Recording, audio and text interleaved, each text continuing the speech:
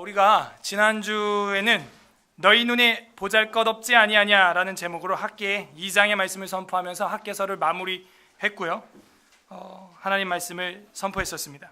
한 주간도 보잘것없어 보이는 일이라도 하나님께서 함께 하심을 믿고 충성되게 사셨는지요. 오늘은 부활절을 맞아서 대하설교를 잠시 멈추고 부활의 전가라는 제목으로 고린도전서 15장 하나님 말씀을 선포하고자 합니다. 다 함께 따라하겠습니다. 부활의 전가. 우리는 부활을 갈망하고 있습니까? 어느 순간부터 기독교의 복음이 오해되고 호도되고 잘못 선포되고 있어요. 복음이 예수 그리스도의 십자가라고만 외치고 있는 것이죠. 예수 그리스도께서 십자가에 죽으시고 피 흘리고 살찌신 것만 끝이라면 그것은 우리에게 참 복음이 되지 못해요. 바울 신학을 보게 되거나 많은 성경 서신서를 보게 되면 그것을 우리는 정확하게 확인할 수 있습니다. 복음은 의의 전가일 뿐만이 아니라 부활의 전가까지도 믿는 것이죠. 복음은 십자가에서 우리를 위해서 예수님이 피 흘리고 살찌셔서 우리의 죄를 씻고 우리에게 생명의 양식을 먹여주신 것뿐만이 아니고 다시 살아나셔서 육신으로 부활체를 입을 거다. 그리고 주님은 첫 번째 열매로 부활체를 입으셨다. 그리고 저랑 여러분도 믿음의 결국은 영혼 구원으로서 부활체를 입을 것을 바라보는 거예요. 여기까지가 복음입니다. 몸이 편찮아 보신 분들은 알 거예요. 나의 뼈와 살과 피부와 장기와 모든 기관들이 모두 새롭게, 모든 세포 하나하나가 우리 60조개, 많게는 200조개의 세포로 사람이 구성되어 있는데 그 세포 하나하나가 다 새롭게 되기를 갈망해 보셨나요? 몸이 편찮아 보신 분들은 알 거예요. 그게 부활의 소망이에요. 몸에 장애를 가지고 계십니까? 저도 오른쪽 다리가 제 평생 평안하지 못한데 지금 10년 전에 교통사고가 나서 허벅지 뼈가 부러져서 살을 찢고 나왔죠. 개방형 분쇄골절, 완전 박살이 나서 피는 열 몇 개를 박았어요. 힘줄 다 끊어졌습니다. 근육 다 끊어졌습니다. 뼈 다 부러졌습니다. 인공관절기인데 인공관절도 괜찮으니까 빨리 전신 마취해 주세요. 아파 죽겠어요. 그리고 마취했는데 감사하게도 그 수십 개의 뼈를 다 본드로 붙여가지고 옆에다 판을 대서 핀으로 박아가지고 제 뼈로 해줬어요. 장애를 가지고 계신 분 몸에 어떤 소망이 있어요? 저도 뭐 막 격한 운동 달리기 이제 이런 건 못해요. 무슨 소망이 있겠어요? 부활의 소망인 거예요. 태어나자마자 정신지체, 태어나자마자 뭐 자폐, 어려운 그런 정신적인 또 장애를 가지고 있는 사람은 어떻게 된 겁니까? 너무 잔인한 거 아니에요? 인생이 한 번밖에 없는데. 그러므로 하나님은 꼭 계셔야 되고 천국의 소망은 반드시 있어야 되고 마지막 최후의 심판은 꼭 있어야 공평한 것이죠. 덤으로 사는 거예요. 덤으로, 보너스로 하루하루 저는 살고 있다고 그래서 믿고 있어요. 그런데 영원히 살 수 있는 길을 열어주셨다는 거죠. 그래도 믿음이 없는 분들은 아까도 기도하셨지만 차 타고 대중교통을 이용해서 이 교회까지 오면서 들에 핀 꽃을 보시란 말이에요. 어느새 노란 개나리가 폈고 어느새 하얀 목련이 폈더라고요. 감동이 터져 나오는 거예요. 이게 부활의 능력인 거예요. 성경을 읽지 못하면 자연을 읽어야죠. 완전 죽은 앙상한 나무가지가 어느새 생명력을 뿜어내고 있는 거예요. 이게 부활의 능력을 자연에 심어 놓은 거예요. 오늘 성경 본문은 부활장이라고 불리는 책입니다. 오늘 이 부활절에 이 고린도전서 15장 부활장, 장도 절도 긴 장인데요. 이 부활장을 통해서 우리의 부활신앙이 다시 부활되는 은혜가 임하시길 주님의 이름으로 간절히 소망합니다. 우리가 저희 교회 같은 스타일이 빠지기 쉬운 게 이성주의예요. 천사가 있어? 정말 우리 영혼이 부활하겠어? 저도 성경 안 보고 기도 안 하면 그렇게 될 거예요. 그런 기질을 다분히 가지고 있어요. 지금 한번 천사 한번 보여주면 그냥 다 믿을 건데, 지금 한번 부활 보여주면 많이 믿고 따라올 텐데, 그런 생각이 마음속 수평선 멀리서 돛담배 머리 마냥 살짝 올라오는 거예요. 이성주의에 빠져서 그래요. 기독교가 신비주의는 아니지만 신비를 가지고 있어요. 무슨 신비? 부활의 신비라는 거예요. 부활. 고린도전서 15장은 여러 가지 은사장들이 막 논쟁되다가 우리가 잘 알고 있는 그 방언 문제로 치열하게 싸우다가 14장 이제 끝나고 15장이 딱 열리게 되었습니다. 저는 여기가 의미가 있다고 생각해요. 예언이냐 방언이냐 뭐 싸우다가 15장의 마지막에 바울이 바둑에 한 돌을 놓는데 뭘 놓는 거예요? 마지막 16장은 이제 인사고요. 여기 15장이 마지막 장이거든요. 돌을 한 수를 탁 놓는데 그게 뭐냐면 은사, 신비한 은사주의. 그러니까 이 고린도 교회는 신비를 넘어서 신비주의였어요. 그래서 그런 게 신앙생활에 중요한 게 아니고, 지금 뭘 좀 보여주지, 지금 보여주면 좀 더 믿겠는데, 그런 게 중요한 게 아니고 복음 여기 집중해 하고 탁 놓고 끝내는 거예요.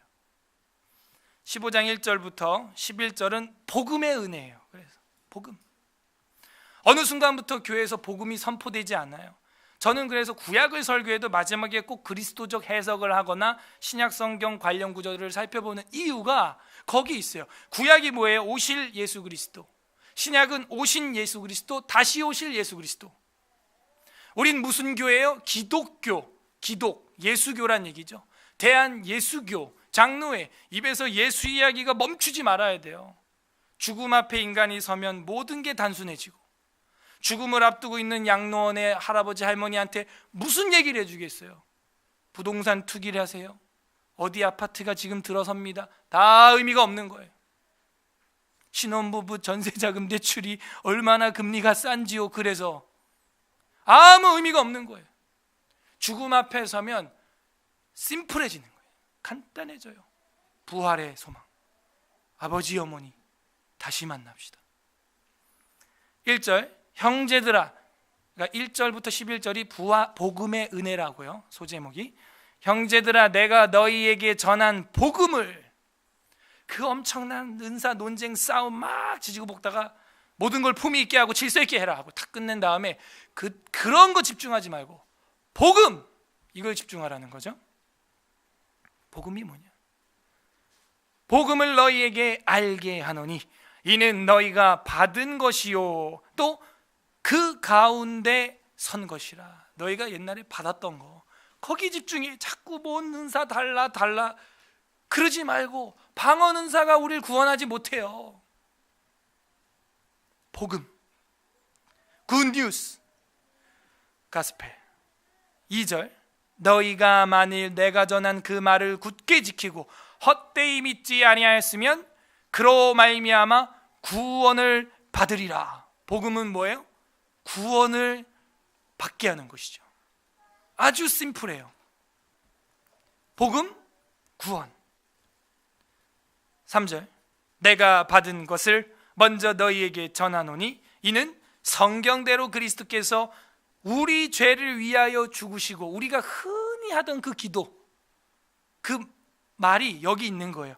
예수 그리스도께서 우리 죄를 위하여 죽으시고, 이런 말 많이 하잖아요.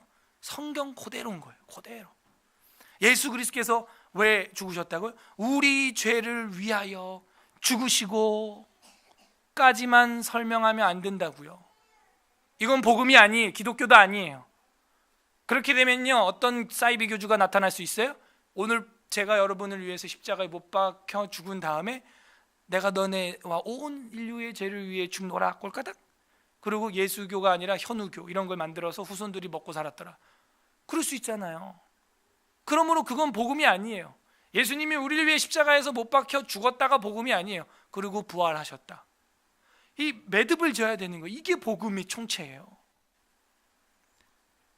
죽으시고잖아요. 죽으셨다가 아니고 죽으시고 4절 다 같이 읽겠습니다. 시작. 장사 지낸 바 되셨다. 성경대로 사흘 만에 다시 살아나사. 그거 밑줄 쳐요. 다시 살아나사. 초대교회 성도들은 우리가 존경하던 사도 바울도 그 다시 살아나신 그 예수님을 믿는 거예요. 비어있는 무덤, 비어있는 십자가, 그 예수님을 믿는 거지 매달려 있는 주님을 믿는 게 아닙니다. 이게 복음이고 이게 기독교예요. 이게 생명의 DNA, 생명의 씨앗입니다. 이걸 뿌려야 되는 거예요. 예수님이 널 위해서 십자가에서 죽으셨어. 근데 왜 그렇게 죽었대? 불쌍하다. 그렇게 되면 안 되잖아요. 우리도 죽고 부활하게 될 것이다. 영생의 소망을 갖게 될 것이다. 그 영광까지 가야 되는 거예요. 5절 게바 베드로입니다. 케파스 하는 것은 이제 반석이라는 뜻인데 베드로의 이름이죠. 아람어식의 이름이고 헬라식이 이제 페트로스 이렇게 되는 겁니다. 게바에게 보이시고 후에 12제자에게 와. 무슨 얘기예요?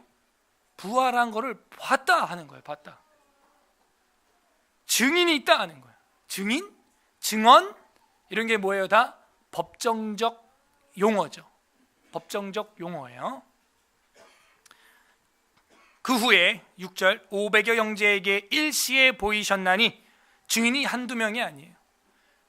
구약 율법에도 두세 사람의 증언이 있으면 고소하라 그랬는데 이거는 500명이 넘잖아요. 지금 그 중에 지금까지 대다수는 살아있고 어떤 사람은 잠들었으며 믿음의 목격자들이 살아있답니다.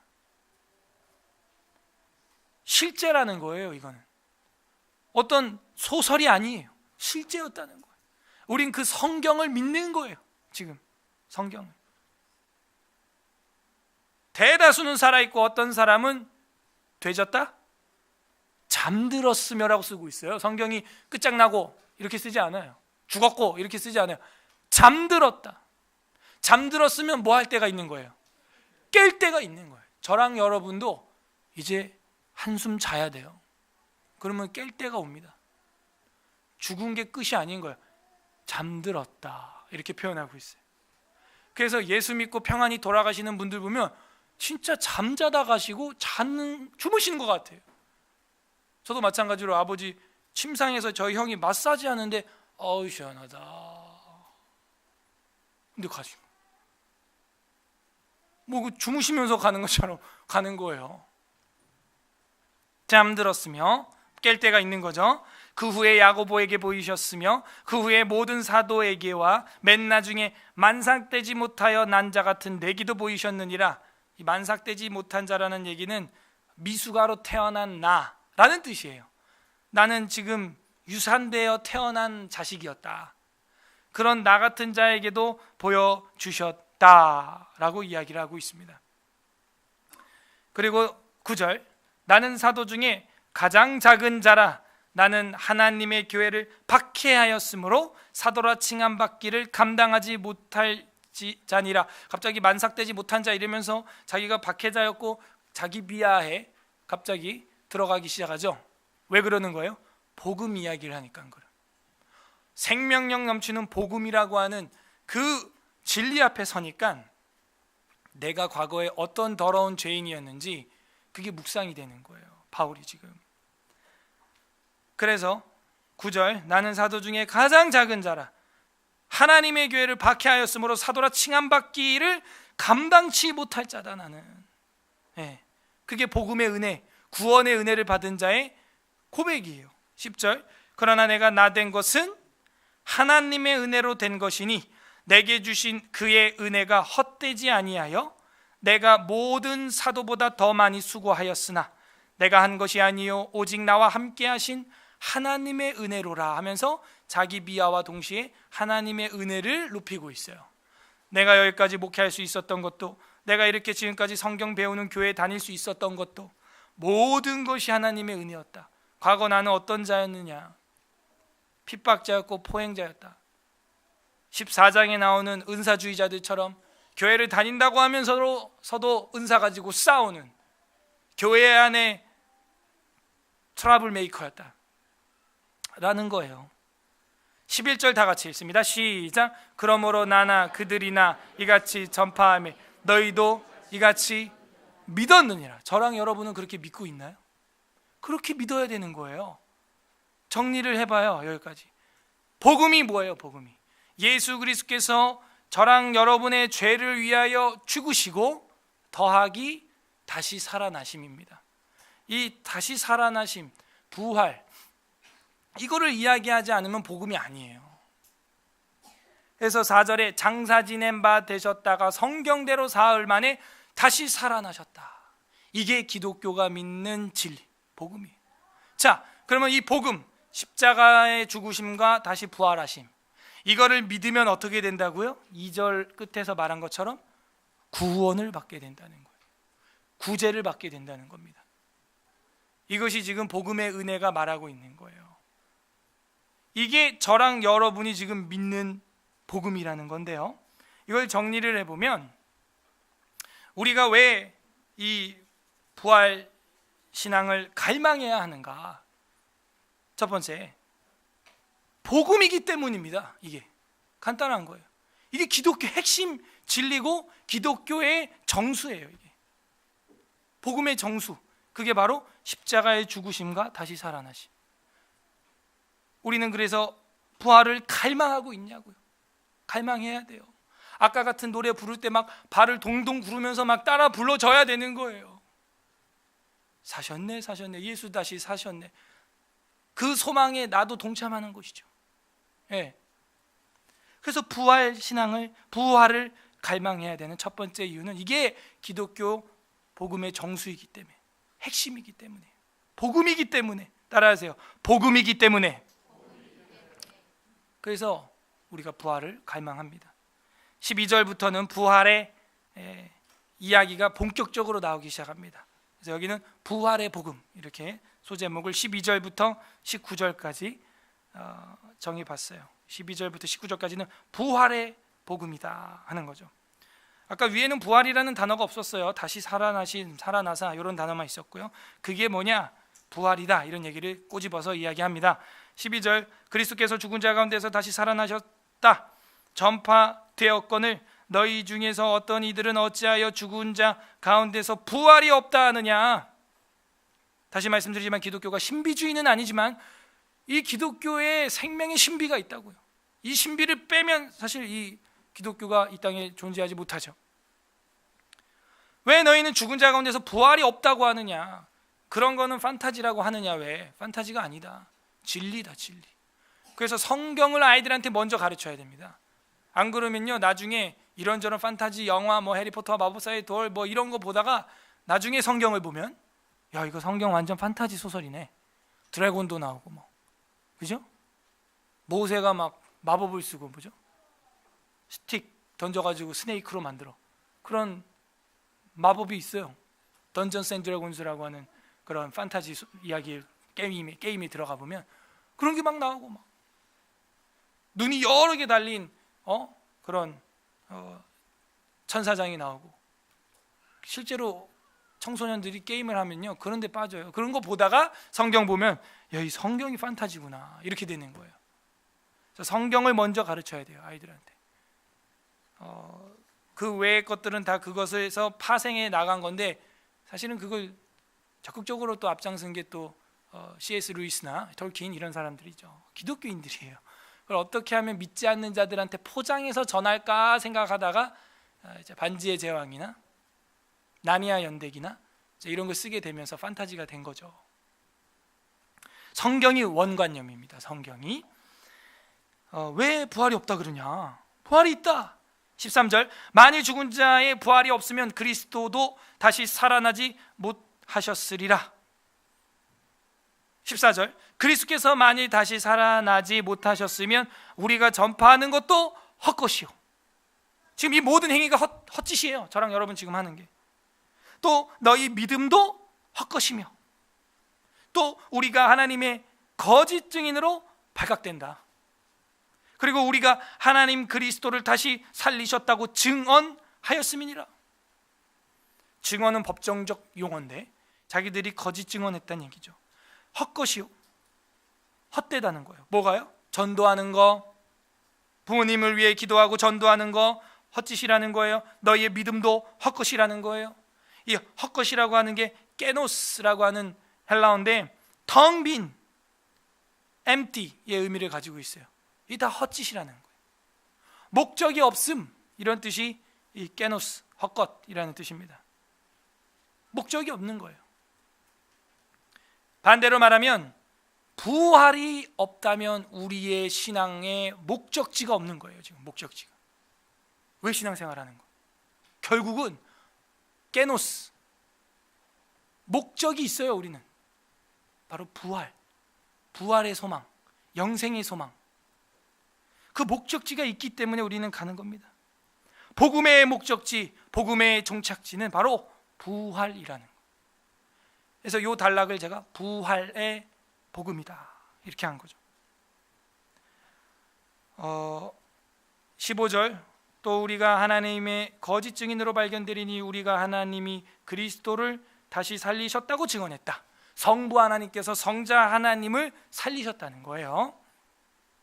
살리셨다고 증언하였음이라. 만일 죽은 자가 다시 살아나는 일이 없으면 하나님이 그리스도를 다시 살리지 아니하셨으리라. 만일 죽은 자가 다시 살아나는 일이 없으면 그리스도도 다시 살아나신 일이 없었을 터이요.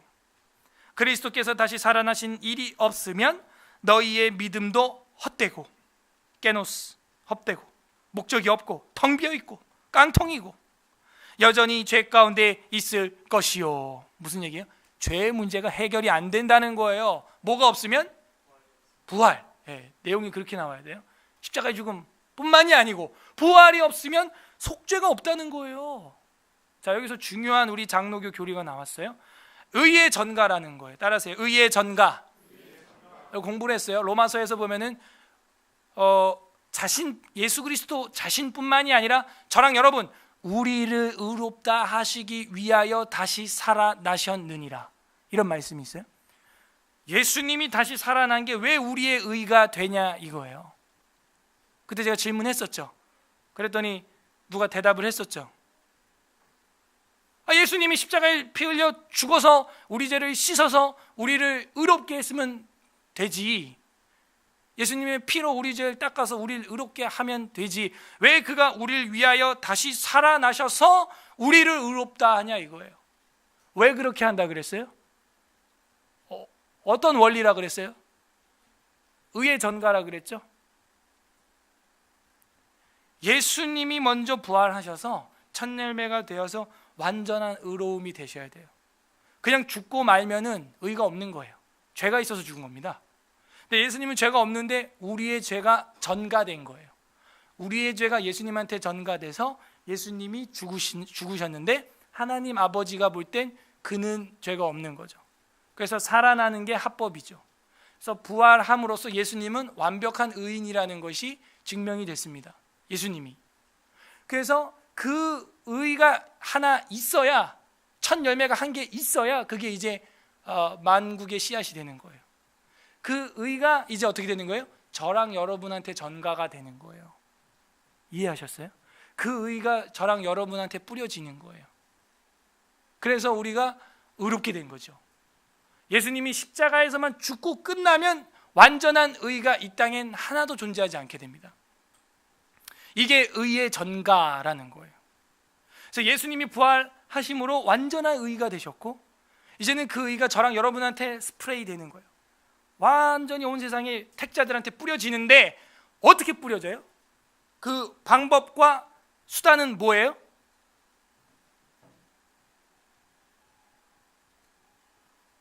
나 누구한테 얘기하고 있어 지금? 예? 어떻게 그 예수 그리스도에 이제 이루어진 완전한 부활의 의가 저랑 여러분한테 전달되는 거예요? 믿음으로. 예. 감사합니다. 그게 믿음이라는 거예요. 그게 신앙이라는 거예요.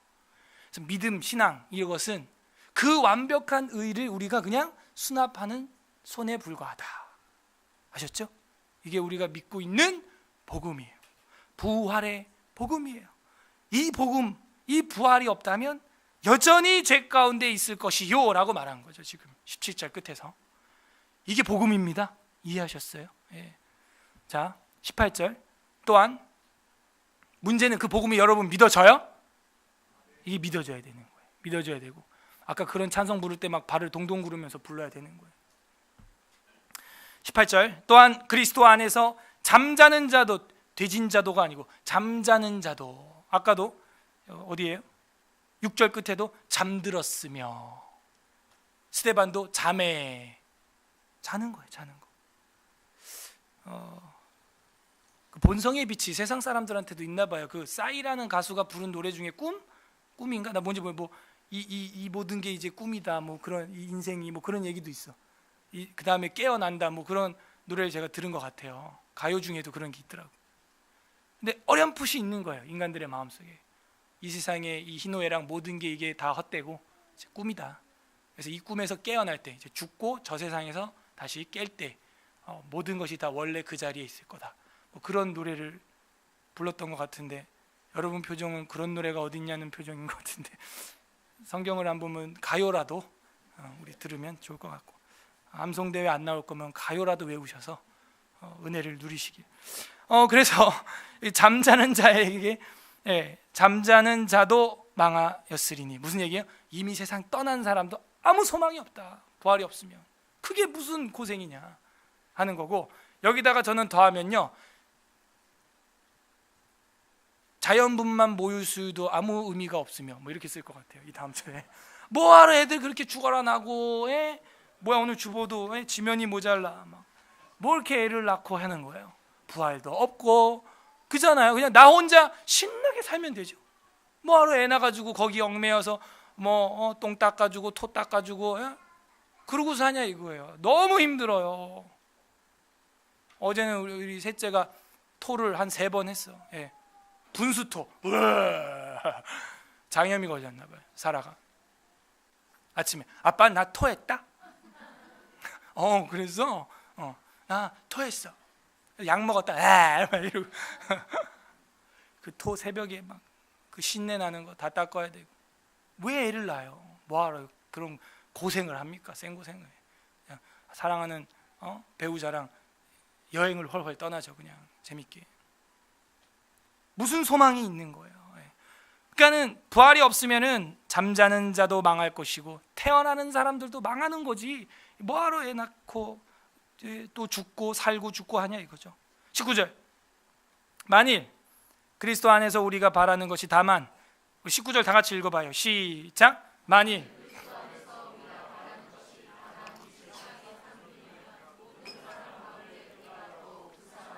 방금 제가 그 얘기한 거예요. 뭐하러 불쌍한 짓을 해요? 소문으로 듣기는 최근에 어떤 산모는 애를 낳다가 입에서 아이씨까지 나왔다고 제가 들었어요. 안 나오니까 아이씨 이거 안 나와. 저희 집사람은요, 낳다가 엄마를 막 그렇게 불러요. 엄마, 뭐 어떻게 그럼 난 옆에서 진통제를 맞아, 마취제를 맞아 그냥. 저는 막 자연주의 무조건에 막 이럴 것 같죠. 제가 안 그래요. 죽을라 그러는데 그걸 참으면서 낳고 있는 거야. 왜 그래? 무통제를 맞아라. 맞아. 옆에서 전혀 도움이 안 되는 남편이죠. 분만실에 같이 들어가서 몇 시간을 한 거예요. 진통을. 넷째면은 뭐 한 4분 만에 나올 줄 알았는데 이게 아닌 거예요.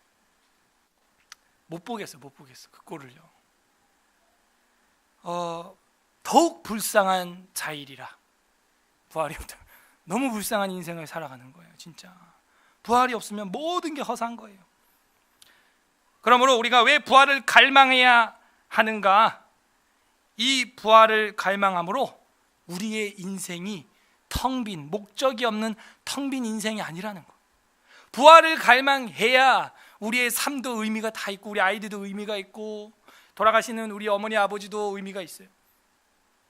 이 부활이 없으면, 부활을 갈망하지 않으면 모든 삶이 깨노스, 모든 삶이 empty, 아무것도 아닌 거예요. 누구보다도 불쌍한 거예요. 더욱 불쌍한 자일이라가 되는 것이죠.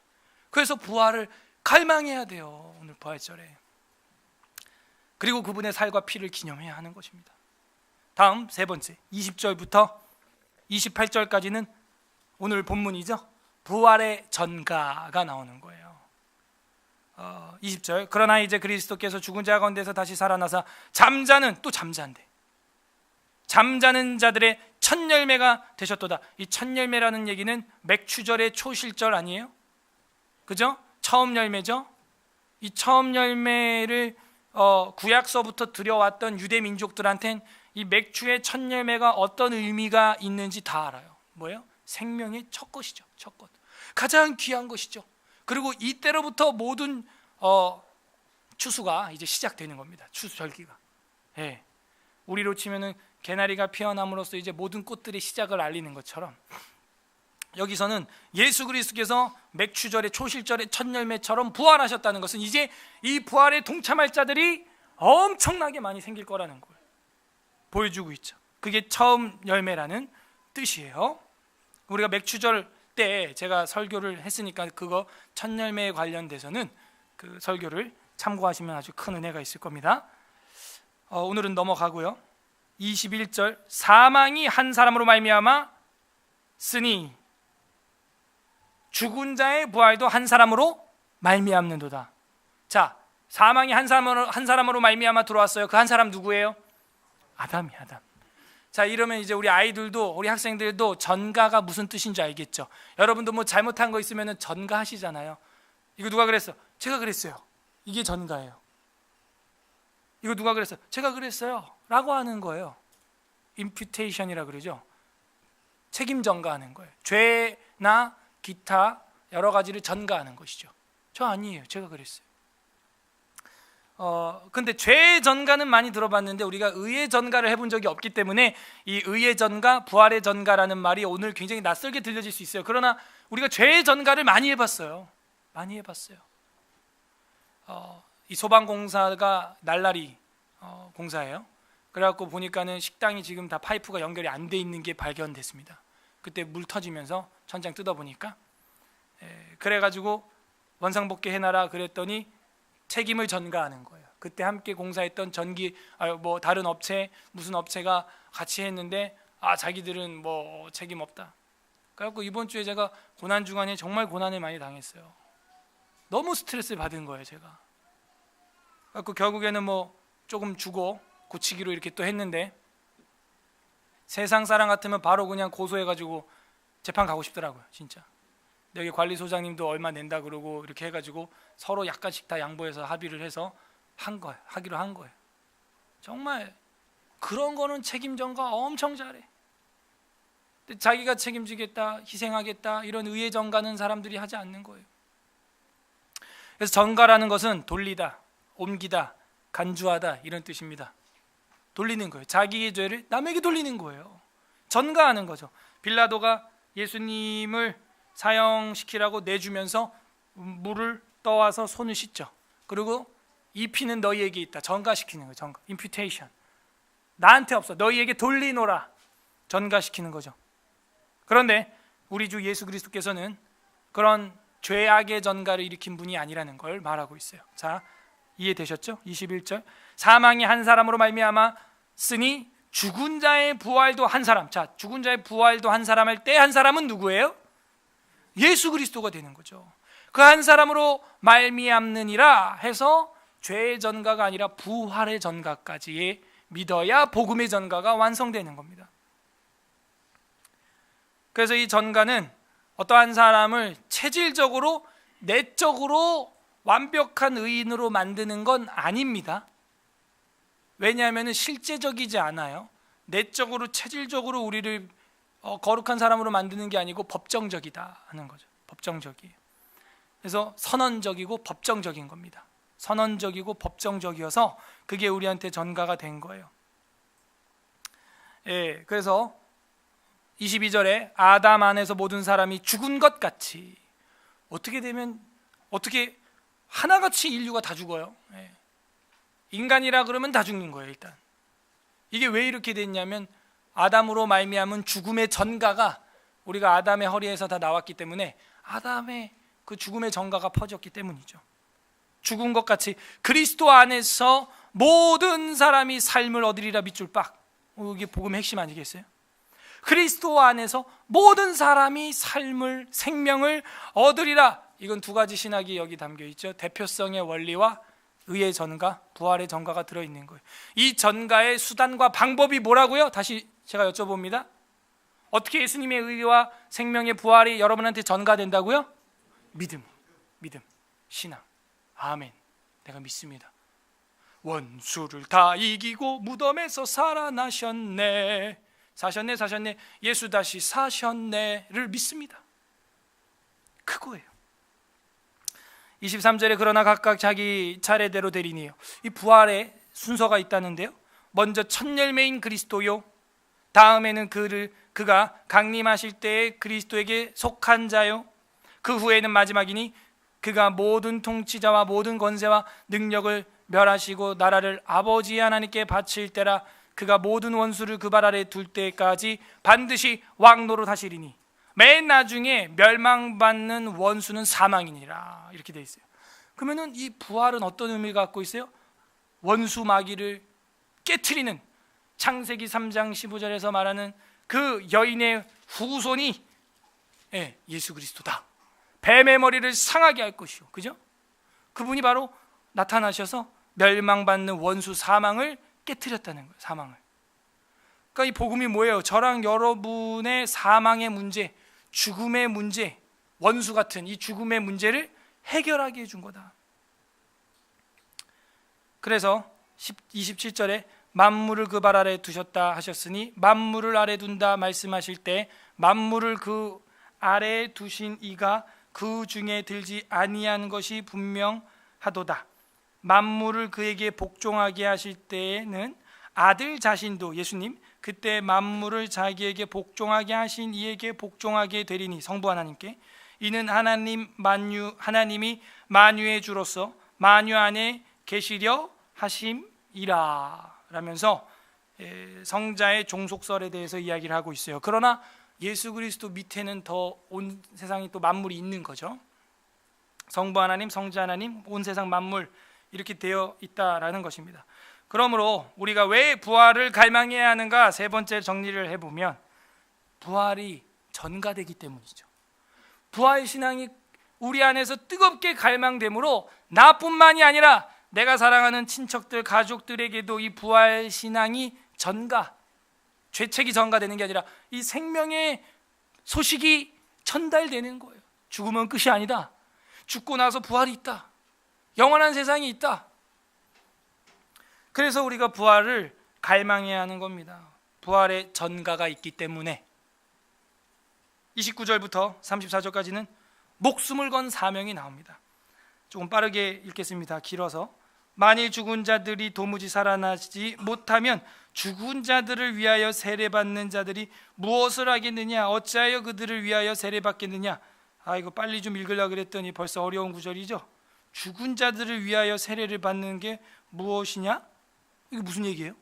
죽은 자들을 위해서 세례를 받는 사람들이 있다? 이런 것도 처음 보셨죠? 성경에 지금 있잖아요. 우리는 죽은 자들을 위해서 세례받지 않아요. 살아있는 내가 내 신앙으로 세례받죠.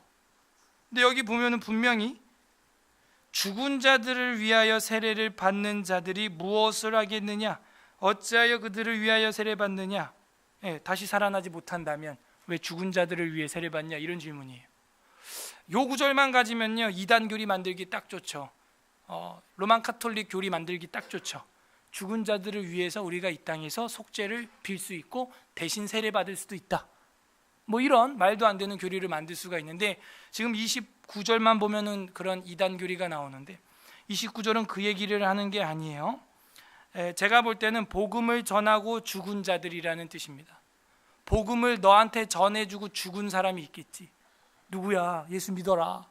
그의 부활하심을 믿어라 하고 돌아가신 분이 있단 말이에요. 그러고 나서 나중에 맞아, 우리 아버지가 나한테 그렇게 전하셨지. 그래서 그 죽은 돌아가신 분을 위해서 그 복음을 생각해서 믿고 세례를 받는다는 그런 흐름이에요. 다음 절이 그거를 뒷받침해 줍니다. 30절 또 어찌하여 우리가 언제나 위험을 무릅쓰리요. 바울 팀도 목숨을 걸고 지금 위험을 무릅쓰고 복음을 전하고 있다는 거예요. 세례의 복음, 부활의 복음이죠. 31절 다 같이 읽습니다. 시작. 형제들아, 내가 그리스도 예수 우리 주 안에서 가진 바 너희에게 대한 나의 자랑을 두고 단언하노니 나는, 이 이야기가 무슨 얘기인지 알겠어요? 이게 오늘 하루도 내 자아를 참고 내 자존심 구겨가면서 인내해야지, 그 얘기 정도가 아니에요. 실제로 복음을 전하다가 죽을 위기를 느끼면서 복음을 전하고 있다는 거죠. I die every day. 난 날마다 죽는다 지금. 그런 위협으로 살아가고 있고 그렇게 복음을 전하고 있다. 만약 그러다 바울이 죽으면 어떻게 되는 거예요? 그 복음을 들은 사람들이 죽은 자를 위하여, 바울을 위하여 세례를 받게 되는 거죠. 그가 전했던 복음을 생각하면서. 이해되셨어요? 조금 어렵죠? 그래서 29절은 그런 흐름 속에서 이해를 해야지, 사후 세계에 있는 자의 영혼을 위하여 이 생에 있는 자가 세례를 대신 받는다, 절대 그런 이야기가 아닙니다. 저랑 여러분은 날마다 죽을 각오로 이 부활의 전가를 일으키고 있습니까? 32절, 내가 사람의 방법으로 에베소에서 맹수와 더불어 싸웠다면, 그죠? 목숨 걸고 죽을 각오로 그렇게 하고 있는 것이죠. 내게 무엇은 유익이 있으리요? 죽은 자가 다시 살아나지 못한다면 내일 죽을 터이니 먹고 마시자 하리라. 무슨 얘기예요? 자기가 부활을 믿기 때문에 엉망으로 살지 않는다. 목숨을 걸고 그렇게 살아가는 이유는 부활을 믿기 때문이다. 그래서 34절까지는 이 목숨을 건 사명이 나옵니다. 우리가 왜 부활을 갈망해야 됩니까? 이 땅에서 목숨도 내놓을 정도로 담대해지기 때문이에요. 부활 믿는 사람을요, 누가 어떻게 해볼 수가 없어. 세상이 감당하지 못해요. 살아있으면 전도요, 죽으면 영생이라.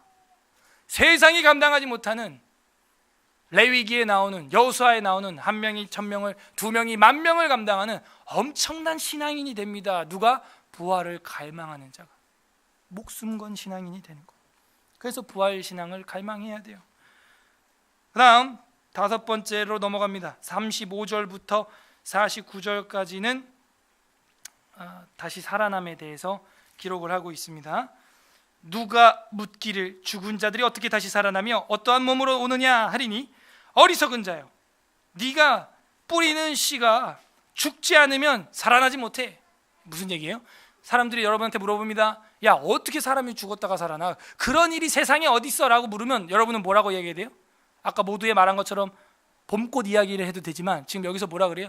이 무지한 사람아, 한 알의 씨앗이 깨져서 발아돼서 터져서 죽어야 여러 열매가 맺혀지는 게 세상 만사 자연 원리 아니냐? 딱 변증을 하라는 거예요. 그 한 알이 죽어야 다시 살아나는 거 아니냐?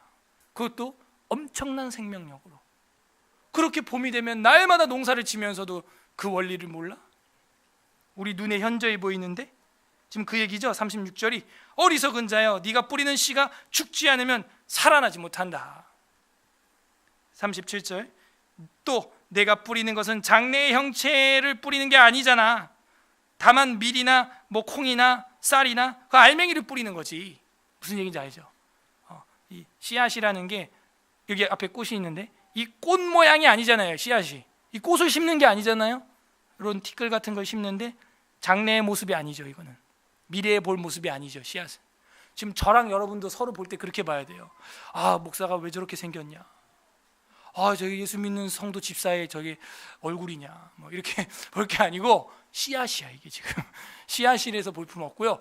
우리가 이제 잠들고 심어지면 천국에 가면 가장 아름다운 모습으로 바뀐다. 그런 얘기가 나오는 거예요. 장래의 형체로 뿌리는 게 아니잖아요.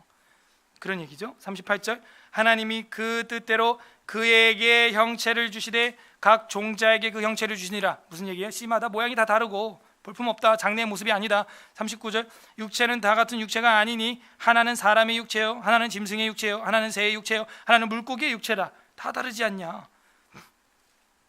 40절에 하늘에 속한 형체도 있고 땅에 속한 형체도 있으나 하늘에 속한 것과 영광이 따로 있고 땅에 속한 것의 영광이 따로 있느니라. 해의 영광이 다르고 달의 영광이 다르며 별의 영광도 다른데 별과 별의 영광이 다르도다. 그래서 이 말씀 때문에 우리가 죽고 나서 잠들고 나서 부활체를 입을 때는 아마도 각자의 영광이 동일하지는 않을 거다라고 보는 거죠. 그죠? 주를 위하여 나는 날마다 죽노라 급으로 살아간 사람과 다른 사람, 왜냐면 별이 북두칠성과 북극성과 저 멀리 보이는 흐릿한 별이 있고 선명한 별이 있고, 그죠? 오리온 자리처럼 변치 않는 그런 밝은 별이 있는 반면에 조금은 빛이, 광도가, 영광이 약한 별도 있잖아요. 그러나 별이죠. 부활의 모습을 지금 그렇게 바울이 이야기를 하고 있어요. 42절, 죽은 자의 부활도 그와 같으니 썩을 것으로 심고 썩지 아니할 것으로 다시 살아나며 욕된 것으로 심고, 육신이죠, 육체, 영광스러운 것으로 다시 살아나며 약한 것으로 심고 강한 것으로 다시 살아나며 육의 몸으로 심고 신령한 몸으로 다시 살아나니 육의 몸이 있은즉 또 영의 몸도 있느니라. 기록된 바 첫사람 아담은 생령이 되었다 함과 같이 마지막 아담 예수님은 살려주는 영이 되었나니 그러나 먼저 신령한 사람이 아니요 육의 사람이요 그 다음에 신령한 사람이라. 무슨 얘기예요? 예수님이 아무리 우리를 신령한 사람으로 살려준다고 했어도 먼저는 우리가 육체를 가지고 있기 때문에 먼저 이 육체가 깨어지고 죽어져야 그 다음 신령의 체를 입을 수 있다 하는 것입니다. 47절, 첫사람은 땅에서 났으니 흙에 속한 자이거니와 둘째 사람은 하늘에서 나셨느니라. 아담과 예수님을 비교하고 있습니다. 48절, 무릇 흙에 속한 자들은 저 흙에 속한 자와 같고 무릇 하늘에 속한 자들은 저 하늘에 속한 이와 같으니. 49절 다 같이 시작. 우리가 흙에 속한 자의 형상을 입은 것 같이 또한 하늘에 속한 이의 형상을 봐봐요. 우리 아이들도 태어나는 생물학적 원리를 보면 남자의 세포인 정자라는 작은 씨앗과 여자의 씨앗인 난자가 만나는데 그때 그 모습을 보고 저랑 여러분의 얼굴을 상상할 수 있겠어요? 전혀 상상할 수 없죠. 장래의 모양이기 때문에. 근데 지금도 그렇다는 거예요. 지금 그리고 여러분 좌우에 있는 성도들 얼굴 볼 때 천국에 가서 이 모양이 아니라는 거예요. 할렐루야. 위로가 되십니까? 위로가 되십니까? 그러니까 상상을 못했죠. 우리가 엄마 아빠 뱃속에 있을 때 우리의 모습을 상상을 못했던 것처럼 지금 저랑 여러분이 천국의 모습을 완벽히 상상할 수 있을까요? 어렵다는 거죠. 자, 마지막 그래서 왜 우리가 부활신앙을 갈망해야 되느냐?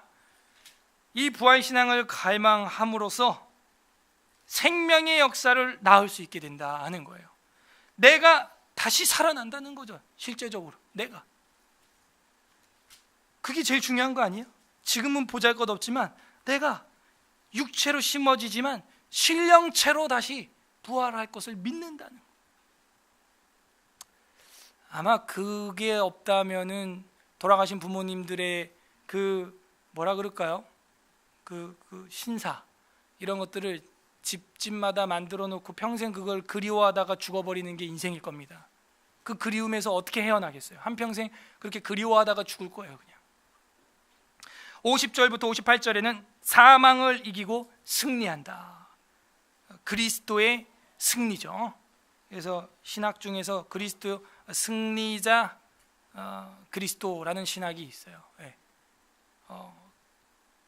이 예수 그리스도께서 승리자가 되셨기 때문에 우리가 승리할 수 있다라는 거죠. 50절부터 이제 마지막이네요. 형제들아 내가 이것을 말하노니 혈과 육은 하나님의 나라에 이어받을 수 없고 또한 썩는 것이 썩지 아니할 것을 유업으로 받지 못하느니라. 보라 내가 너희에게 비밀을 말하노니 우리가 다 잠잘 것이 아니요 마지막 나팔의 순식간에 호련히 다 변화되리니 나팔 소리가 나매 죽은 자들이 썩지 아니할 것으로 다시 살아나고 우리도 변화되리라. 그게 부활체라는 거예요. 예수님께서 변화산에서 잠시 보여줬었죠. 그리고 부활하시고 나서 문이 닫혀있는 제자들에게 들어와서 보여주셨죠. 우리도 변화될 것입니다. 변화산에서 예수님의 모습처럼. 53절 이 썩을 것이 반드시 썩지 아니할 것을 입겠고 이 죽을 것이 죽지 아니함을 입으리로다. 이 썩을 것이 썩지 아니함을 입고 이 죽을 것이 죽지 아니함을 입을 때에 사망을 삼키고 이기리라. 승리죠. 고 기록된 말씀이 이루어지리라. 사망아 너 승리가 어디 있느냐? 사망아 네가 쏘는 것이 어디에 있느냐? 사망이 쏘는 것은 죄요 죄의 권능은 율법이라. 우리 주 예수 그리스도로 말미암아 우리에게 승리를 주시는 하나님께 감사하노니. 마지막 절 시작. 그러므로 내 사랑하는 형제들아 견실하며 흔들리지 말고 항상 주의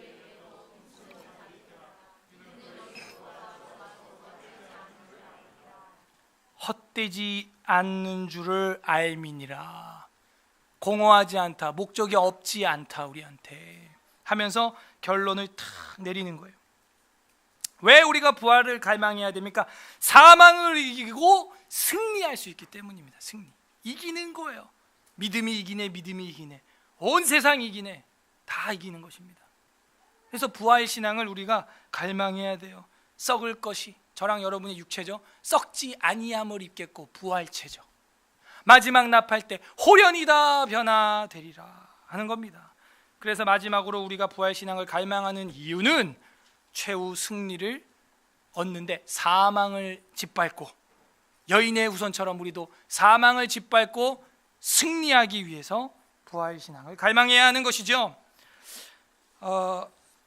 정리를 해 보겠습니다. 왜 부활을 갈망해야 됩니까? 첫 번째, 그게 복음입니다. 기독교 정수예요. 복음의 정수고 진수예요. 그래서 그걸 빼고는 아무런 이야기를 할 수가 없어요. 십자가의 죽으심과 다시 살아나심, 이게 복음의 핵심이고 구원을 돌출하는 것이죠. 두 번째는 뭐였습니까? 이 부활을 갈망함으로 우리의 인생이 헛되지 않아요. 참되게 됩니다. 깨노스가 되지 않아요. 목적이 없어지지 않아요. 더 확실하게 된다는 것이죠. 세 번째는 우리가 왜 부활을 갈망해야 됩니까? 부활의 전가가 일어나기 때문이에요. 나 하나 믿고 땡이 아니고 타자들에게 이 생명력이 전파되고 그들의 속사람이 새로워지기 때문에, 스피릿이 새로워지기 때문이죠. 네 번째는 왜 우리가 부활을 갈망해야 한다 그랬습니까?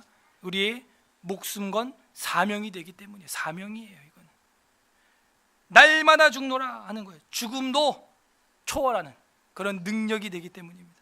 그 다음 다섯 번째로는 우리가 왜 부활을 갈망한다 그랬어요? 내가 살아나기 때문이에요. 실제적으로.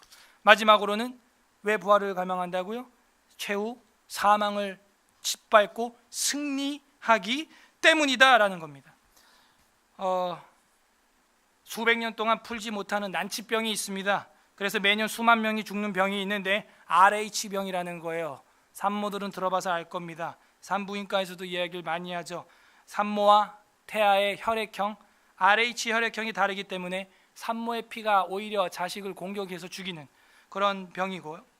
그 병 때문에 매해 수만 명이 죽어나가고 있어요. 그런데 이것이 해결됐어요. 호주에 매주 피를 빼러가는 한 남자가 있습니다. 제임스 해리슨이라는 사람인데, 이 사람은 1951년도 폐를 자르는 큰 수술을 하게 되었고 13리터의 수혈을 받게 되었습니다. 생전 처음 보는 사람들이 자신한테 피를 모아주는 고마움에 자기도 남은 인생을 헌혈하면서 살겠다고 결심을 하고 일주일에 한 번씩 헌혈을 하는 사람이에요. 지금 1000회 이상 헌혈을 했습니다. 그래서 그가 헌혈을 하러 처음 간 게 18살 때였어요. 그런데 의사들이 그의 피를 검사하고 뒤집어지기 시작했어요. 그 제임스 해리슨 피에는 RH병을 공격하는 항체, 모친의 공격을 차단하는 항체가 들어있는 거예요. 그 피 안에. 그래서 이 사실을 알게 된 제임스는 목숨을 걸고 더 헌혈을 하기 시작합니다. 1000번이나 넘게. 그 헌혈을 해서 그 결과 그 자기의 딸 트레이시라는 딸도 포함해서 전 세계 240만 명의 아이를 구하게 되고, 지금도 안티 RHD라고 하는 백신은 호주산이에요. 100%. 다 제임스 해리슨 팔에서 나온 겁니다. 이게 지금도 짜고 있어요. 그래서 호주로부터 4개가 넘는 국가 표창을 받았어요. 이 사람이. 그가 말하는데요, 자기는 영웅이 아니라는 거예요. 자기는 덤으로 살고 있다는 거예요. 그리고 멈추지 않는다는 거예요. 절대로. 지금의 삶은 보너스이기 때문에 자기도 나눠준다는 거예요. 제가 그 실화를 보면서 느끼는 게 뭐냐면, 한 인간도 자기의 생명력을 알지 못하는 240만 어린아이들에게 퍼주기 위해서 매주 팔에서 피를 뽑아내는데 우리 주 하나님 아버지께서 안 하시겠냐 이거예요. 그게 부활의 능력인 거예요. 예수 그리스도의 십자가에 죽으신 보혈과 부활하심은 그 240만 명에게 수혈되는 그 백신 정도가 아니고, 이식되는 백신 정도가 아니고, 저랑 여러분을 영생하게 하는 백신인 줄로 믿습니다. 그게 예수 그리스도의 십자가의 피예요. 그리고 부활하신 열매예요. 관련 구절 보겠습니다. 요한복음 5장 25절에서 29절. 요한복음 5장 25절에서 29절. 부활이라고 또 다 같은 부활이 아니라고 말하고 있습니다. 두 가지의 부활이 있음을 경고해 주고 있어요. 그래서 저희들이 조심해야 됩니다. 요한복음 5장 25절에서 29절, 신약성경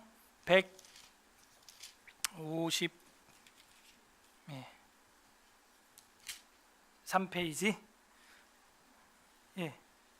2페이지, 5장 25절부터 우리 29절 다 같이 한번 읽어보겠습니다. 151페이지네요. 요한복음 5장 25절에서 29절 시작. 진실로 진실로 너희에게 이르노니 죽은 자들이 하나님의 아들의 음성을 들을 때가 오나니 곧 이때라. 듣는 자는 살아나리라. 아버지께서 자기 속에 생명이 있음 같이 아들에게도 생명을 주어 그 속에 있게 하셨고 또 인자됨으로 말미암아 심판하는 권한을 주셨느니라. 이를 놀랍게 여기지 말라. 무덤 속에 있는 자가 다 그의 음성을 들을 때가 오나니 선한 일을 행한 자는 생명의 부활로, 악한 일을 행한 자는 심판의 부활로.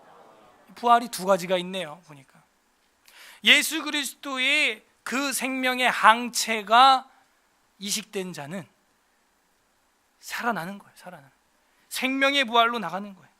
그렇지 않은 자는 심판의 부활로 나간다고 이야기를 하고 있습니다. 우린 두려워할 필요가 없어요. 그것을 어떻게 이식받는지 알았어요. 호주에 갈 필요도 없고 백신을 안티 RHD 백신을 우리가 맞을 필요도 없어요. 믿음으로 수납하면 되는 거예요. 믿음으로 받아들이면 되는 겁니다. 로마서 6장 8절에 이런 말씀이 있어요. 만일 우리가 그리스도와 함께 죽었으면 또한 그와 함께 살 줄을 믿노니 이는 그리스도께서 죽은 자 가운데서 살아나셨음에 다시 죽지 아니하시고 사망이 다시 그를 주장하지 못할 줄을 알미로다. 그래서 우리가 예수 그리스도께서 그렇게 부활하신 걸 믿음으로 우리도 이젠 다시 나를 사망이 주장하지 못할 줄을 믿는 거예요. 웨스트민스터 신앙고백서 32장 사후 상태와 죽은 자의 부활이라고 하는 장로교 교리의 헌법에 보게 되면 1항에 이런 내용이 있어요. 인간의 육체는 사후의 흙으로 돌아가 썩게 되나 영혼은 불멸적인 본질을 가지고 없어지지 않는다는 거예요. 속사람은 있기 때문에 그것을 주신 하나님께로 즉시 돌아간다. 의인의 영혼은 죽은 순간에 즉시 거룩함으로 완전케 되어 지극히 높은 천국에 들어가서 거기서 빛과 영광 가운데 하나님의 얼굴을 배우며 몸의 완전한 구속을 기다린다. 몸의 완전한 구속은 부활체를 입는 거죠. 그러나 사악한 자의 영혼은 즉시 지옥으로 떨어져 거기서 고통과 칠흑 같은 어두움 가운데 지내며 마지막 날에 심판을 기다리게 되어 있는 것이다. 이게 심판의 부활이죠. 성경은 육신이 죽은 후에 영혼이 갈 곳으로 두 장소, 천국과 지옥 외에는 아무것도 인정하지 않고 있다. 이게 우리가 믿고 있는 사후의 상태예요. 죽은 자의 부활이라는 것입니다. 둘로 나눠지게 되어 있다는 거예요. 완벽한 생명의 구속으로 가는 자와 지옥으로 떨어지는 자가 있다는 거예요. 오늘 하나님 말씀 고린도전서 15장이 길었는데요. 어떤 하나님 마음이 담겨 있는 것 같습니까? 자신의 자녀들을 하늘의 별처럼 영원히 빛나는 생명을 수여하고 싶은 그 제임스 해리슨보다도 더 간절한 마음으로 수혈을 한 정도가 아니라 십자가에서 자기 피와 살을 다 쏟아버려가지고 먹여가지고, 그죠? 그리고 부활하셔서 할 수만 있으면 모든 자들이 다 그 하늘의 별처럼 영원히 빛나는 생명의 항체를 받기를 바라는 아버지의 마음, 그게 고린도전서 15장이 14장의 은사 그런 거 가지고 싸울 게 아니라 복음을 받아들여라, 복음을 수혈해라 하는 거죠. 각자 적용해 보시기를 바랍니다. 우리는 그 복음을 가졌는가? 그 백신을 맞았는가? 끝맺겠습니다. 모든 사람들의 마음속에는 부활에 대한 기쁨이 다 심겨져 있습니다. 봄꽃을 보고 기뻐해 보셨다면 부활에 대한 기쁨을 가지고 있는 거예요. 병이 들었다가 치료를 한번 받아보신 분이 있다면 부활, 재생의 부활의 기쁨을 만끽해 본 것입니다. 그걸 우리는 매해 1년에 한 번씩 이 봄을 통해서 작은 부활들을 보게 되는 것이죠. 종교개혁자 마틴 루터는 이렇게 말했어요. 우리 주 예수 그리스도는 부활의 약속을 성경책에만 기록해 두신 것이 아니라 봄의 계절에 피는 모든 이파리에 기록하셨다. 그러므로 부활에 대한 신앙이 이렇게 설교를 듣고도 별로 갈망이 없는 분들은 당장 꽃놀이를 가셔야 되는 거예요. 꽃놀이라도 가셔서 와, 야, 뭐 이런 거라도 해야 돼. 마지막 성경 요한복음 11장 25절 읽고 마치겠습니다. 요한복음 11장 25절 26절. 요한복음 11장 25절 26절 166페이지 166페이지 신약성경 요한복음 11장 25, 26절 합독하겠습니다. 시작. 예수께서 이르시되 나는 부활이요 생명이니 나를 믿는 자는 죽어도 살겠고 무릇 살아서 나를 믿는 자는 영원히 죽지 아니하리니 이것을 내가 믿느냐? 아멘. 예수님은 우리의 꽃봉오리가 되어주셨어요. 꽃을 보고 기뻐하는 것 이상으로 우리는 예수님을 바라보고 기뻐해야 합니다. 한 계절만 있는 게 아니에요. 매해 우리는 기뻐해야 하는 것입니다. 매일 기뻐해야 하는 것입니다. 그 예수 그리스도의 생명력으로 닫혀있는 우리의 삶을 열어야 돼요. 닫혀있는 우리의 마음을 열어야 되는 것이죠. 부디 오늘 이 말씀을 우리 가슴속 깊이 새김으로 여러분이 부활신앙이 다시 한번 부활되고 그 어떤 사람들보다도 생명력 있는 삶을 살아가시길 주님의 이름으로 간절히 소망합니다. 우리는 부활을 갈망하고 있습니까? 우리 다 함께 말씀 읽어보도록 하겠습니다.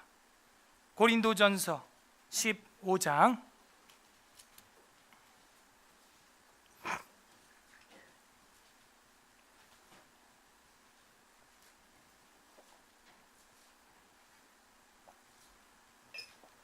제15장.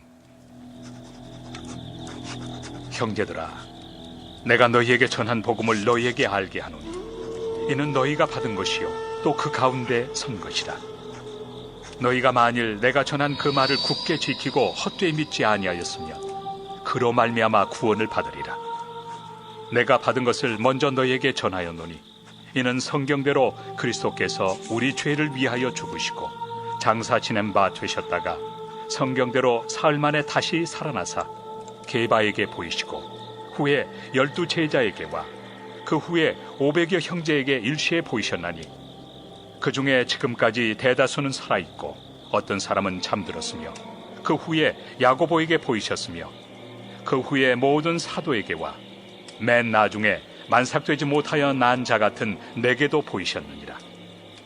나는 사도 중에 가장 작은 자라. 나는 하나님의 교회를 박해하였으므로 사도라 칭함받기를 감당하지 못할 자니라. 그러나 내가 나 된 것은 하나님의 은혜로 된 것이니 내게 주신 그의 은혜가 헛되지 아니하여 내가 모든 사도보다 더 많이 수고하였으나 내가 한 것이 아니요 오직 나와 함께 하신 하나님의 은혜로라. 그러므로 나나 그들이나 이같이 전파함에 너희도 이같이 믿었느니라. 그리스도께서 죽은 자 가운데서 다시 살아나셨다 전파되었거늘 너희 중에서 어떤 사람들은 어찌하여 죽은 자 가운데서 부활이 없다 하느냐. 만일 죽은 자의 부활이 없으면 그리스도도 다시 살아나지 못하셨으리라. 그리스도께서 만일 다시 살아나지 못하셨으면 우리가 전파하는 것도 헛것이요 또 너희 믿음도 헛것이며 또 우리가 하나님의 거짓 증인으로 발견되리니 우리가 하나님이 그리스도를 다시 살리셨다고 증언하였습니다. 만일 죽은 자가 다시 살아나는 일이 없으면 하나님이 그리스도를 다시 살리지 아니하셨으리라. 만일 죽은 자가 다시 살아나는 일이 없으면 그리스도도 다시 살아나신 일이 없었을 터이요 그리스도께서 다시 살아나신 일이 없으면 너희의 믿음도 헛되고 너희가 여전히 죄 가운데 있을 것이요 또한 그리스도 안에서 잠자는 자도 망하였으리니 만일 그리스도 안에서 우리가 바라는 것이 다만 이 세상의 삶뿐이면 모든 사람 가운데 우리가 더욱 불쌍한 자이리라. 그러나 이제 그리스도께서 죽은 자 가운데서 다시 살아나사 잠자는 자들의 첫 열매가 되셨도다. 사망이 한 사람으로 말미암았으니 죽은 자의 부활도 한 사람으로 말미암는도다. 아담 안에서 모든 사람이 죽은 것 같이 그리스도 안에서 모든 사람이 삶을 얻으리라. 그러나 각각 자기 차례대로 되리니 먼저는 첫 열매인 그리스도요 다음에는 그가 강림하실 때 그리스도에게 속한 자요 그 후에는 마지막이니 그가 모든 통치와 모든 권세와 능력을 멸하시고 나라를 아버지 하나님께 바칠 때라. 그가 모든 원수를 그 발 아래 둘 때까지 반드시 왕 노릇하시리니 맨 나중에 멸망받을 원수는 사망이니라. 만물을 그의 발 아래 두셨다 하셨으니 만물을 아래에 둔다 말씀하실 때 만물을 그의 아래에 두신 이가 그 중에 들지 아니한 것이 분명하도다. 만물을 그에게 복종하게 하실 때에는 아들 자신도 그때 만물을 자기에게 복종하게 하신 이에게 복종하게 되리니 이는 하나님이 만유의 주로서 만유 안에 계시려 하심이라. 만일 죽은 자들이 도무지 다시 살아나지 못하면 죽은 자들을 위하여 세례를 받는 자들이 무엇을 하겠느냐? 어찌하여 그들을 위하여 세례를 받느냐? 또 어찌하여 우리가 언제나 위험을 무릅쓰리요? 형제들아, 내가 그리스도 예수 우리 주 안에서 가진 바 너희에 대한 나의 자랑을 두고 단언하노니 나는 날마다 죽노라. 내가 사람의 방법으로 에베소에서 맹수와 더불어 싸웠다면 내게 무슨 유익이 있으리요? 죽은 자가 다시 살아나지 못한다면 내일 죽을 터이니 먹고 마시자 하리라. 속지 말라. 악한 동무들은 선한 행실을 더럽히나니 깨어 의를 행하고 죄를 짓지 말라. 하나님을 알지 못하는 자가 있기로 내가 너희를 부끄럽게 하기 위하여 말하노라. 누가 묻기를 죽은 자들이 어떻게 다시 살아나며 어떠한 몸으로 오느냐 하리니 어리석은 자여, 내가 뿌리는 씨가 죽지 않으면 살아나지 못하겠고 또 내가 뿌리는 것은 장래 형체를 뿌리는 것이 아니요 다만 밀이나 다른 것의 알맹이 뿐이로되 하나님이 그 뜻대로 그에게 형체를 주시되 각 종자에게 그 형체를 주시느니라. 육체는 다 같은 육체가 아니니 하나는 사람의 육체요 하나는 짐승의 육체요 하나는 새의 육체요 하나는 물고기의 육체라. 하늘에 속한 형체도 있고 땅에 속한 형체도 있으나 하늘에 속한 것의 영광이 따로 있고 땅에 속한 것의 영광이 따로 있으니 해의 영광이 다르고 달의 영광이 다르며 별의 영광도 다른데 별과 별의 영광이 다르도다. 죽은 자의 부활도 그와 같으니 썩을 것으로 심고 썩지 아니할 것으로 다시 살아나며 욕된 것으로 심고 영광스러운 것으로 다시 살아나며 약한 것으로 심고 강한 것으로 다시 살아나며 육의 몸으로 심고 신령한 몸으로 다시 살아나나니 육의 몸이 있은즉 또 영의 몸도 있느니라. 기록된 바 첫사람 아담은 생명이 되었다 함과 같이 마지막 아담은 살려주는 영이 되었나니 그러나 먼저는 신령한 사람이 아니요 육의 사람이요 그 다음에 신령한 사람이니라. 첫사람은 땅에서 났으니 흙에 속한 자이거니와 둘째 사람은 하늘에서 나셨느니라. 무릇 흙에 속한 자들은 저 흙에 속한 자와 같고 무릇 하늘에 속한 자들은 저 하늘에 속한 이와 같으니 우리가 흙에 속한 자의 형상을 입은 것 같이 또한 하늘에 속한 이의 형상을 입으리라. 형제들아, 내가 이것을 말하노니 혈과 육은 하나님 나라를 이어받을 수 없고 또한 썩는 것은 썩지 아니하는 것을 유업으로 받지 못하느니라. 보라, 내가 너희에게 비밀을 말하노니 우리가 다 잠잘 것이 아니요 마지막 나팔에 순식간에 호련히 다 변화되니 나팔 소리가 나매 죽은 자들이 썩지 아니할 것으로 다시 살아나고 우리도 변화되리라. 이 썩을 것이 반드시 썩지 아니할 것을 입겠고 이 죽을 것이 죽지 아니함을 입으리로다. 이 썩을 것이 썩지 아니함을 입고 이 죽을 것이 죽지 아니함을 입을 때에는 사망을 삼키고 이길이라고 기록된 말씀이 이루어지리라. 사망아, 너의 승리가 어디 있느냐? 사망아, 내가 쏘는 것이 어디 있느냐? 사망이 쏘는 것은 죄요, 죄의 권능은 율법이라. 우리 주 예수 그리스도로 말미암아 우리에게 승리를 주시는 하나님께 감사하노니, 그러므로 내 사랑하는 형제들아, 견실하며 흔들리지 말고 항상 주의 일에 더욱 힘쓰는 자들이 되라. 이는 너희 수고가 주 안에서 헛되지 않은 줄 알미라. 아멘. 우리 이 시간 말씀을 생각하면서 기도하겠습니다. 첫 번째, 하나님, 저희가 부활 신앙을 갈망하지 못했고 복음을 오해하고 있었습니다.